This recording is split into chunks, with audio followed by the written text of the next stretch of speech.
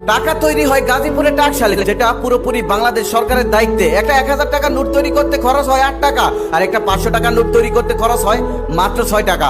আপনি এখন ভাবতেই পারেন, যেহেতু বাংলাদেশ সরকার টাকা বানাতেই পারে, তাহলে কেন তিনি টাকা বানিয়ে সবাইকে বিলিয়ে দেয় না? সবাইকে বিলিয়ে দিলেই তো সবাই বড়লোক হয়ে যেত, কেউ আর গরিব থাকতো না, আমাদের দেশটাও অনেক উন্নত হয়ে যেত।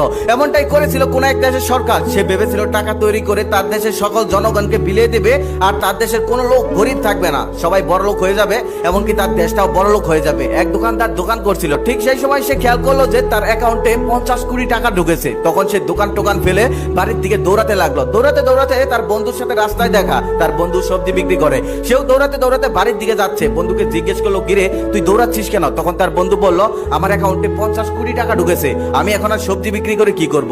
তারপর লোকটা বললো, আমার অ্যাকাউন্টেও 50 কোটি টাকা ঢুকেছে। তারপর সেও দৌড়াতে দৌড়াতে বাড়িতে গেল। বাড়িতে গিয়ে দেখলো তার ছোট ভাই কলেজে পড়ে, সে আর কলেজে যায়নি, কারণ তার অ্যাকাউন্টে 50 কোটি টাকা ঢুকেছে।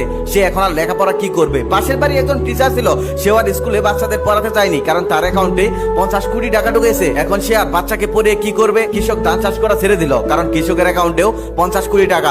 সবজিওয়ালা সবজি চাষ করা ছেড়ে দিল, কারণ তার অ্যাকাউন্টেও 50 কোটি টাকা। গাড়ির ড্রাইভাররাও ড্রাইভারি করা ছেড়ে দিল, কারণ তার অ্যাকাউন্টেও 50 কোটি টাকা। সবাই সবকিছু ছেড়ে দিল, কারণ সবার অ্যাকাউন্টেই 50 কোটি টাকা। এত টাকা থাকতে তারা কাজ করে কি করবে? কেউ আর কাজ করলো না, সবাই টাকা নিয়ে মেতে রইল। তারপর লোকটা বাজার করতে বাজারে গেল। বাজারে গিয়ে দেখলো বাজারে কোনো দোকানদার নেই, কোনো দোকানই খোলা নেই, সবার অ্যাকাউন্টে 50 কোটি টাকা ঢুকেছে।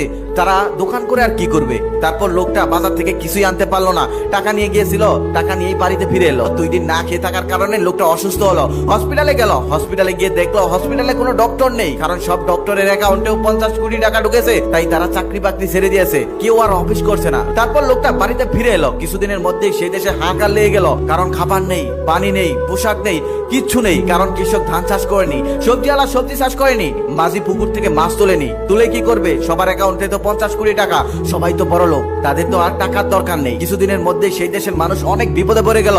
তারপর তারা ওই টাকাগুলোকে অভিশাপ মনে করলো। তারপর তারা সবাই মিলে সিদ্ধান্ত দিল সেই টাকাগুলো সরকারকে ফেরত দেবে। ফেরত দেওয়ার জন্য ব্যাংকে গেল। ব্যাংকে যাওয়ার পর দেখলো ব্যাংকের কর্মকর্তারাও আর চাকরি করছে না, কারণ তাদের অ্যাকাউন্টেও 50 কোটি টাকা, তারাও আর অফিস করছে না। তারপর তারা সবাই ওই টাকাগুলোকে রাস্তায় ছুঁড়ে ফেলতে লাগলো।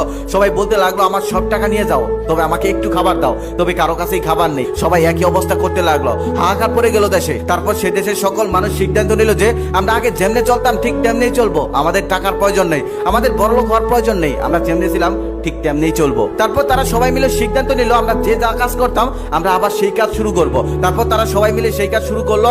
আবার আস্তে আস্তে সেই দেশটা আগের অবস্থায় ফিরে এলো। আমরা অনেকেই গরিব ঘরে জন্ম নিয়ে ভাবি, আল্লাহ আমাদের কেন যে গরিব ঘরে পাঠিয়েছে? যদি কোটি কোটি টাকাওয়ালার ঘরে পাঠাতো, তাহলে হয়তো জীবনটা অন্যরকম হতো, অনেক সুখের হতো। কিন্তু একটা কথা মনে রাখবেন, মহান আল্লাহ তাআলা কোনো কিছু এমনি এমনি তৈরি করেনি। আল্লাহ আমাদের যা দিয়েছে সেটাই মঙ্গলের জন্য দিয়েছে, এটা সবসময় মনে রাখবেন। আল্লাহ তাআলা মানুষকে টাকা দিয়ে পরীক্ষা করেছেন, আল্লাহ তাআলা মানুষকে গরিব বানিয়ে পরীক্ষা করেছেন। দুনিয়াতে বেঁচে থাকতে হলে সবারই প্রয়োজন পড়ে। ধনীরা না থাকলে গরিবরা থাকতো না, আর গরিবরা না থাকলে ধনীরা থাকতে পারতো না। দুনিয়াতে প্রত্যেকটা মানুষের অবদান আছে, তা আবার সমান। তাই ধনীদের উদ্দেশ্যে একটা কথা, গরিবদেরকে ফেলনা মনে করবেন না, আর গরিবরাও বড় লোকদেরকে হিংসা করবেন না।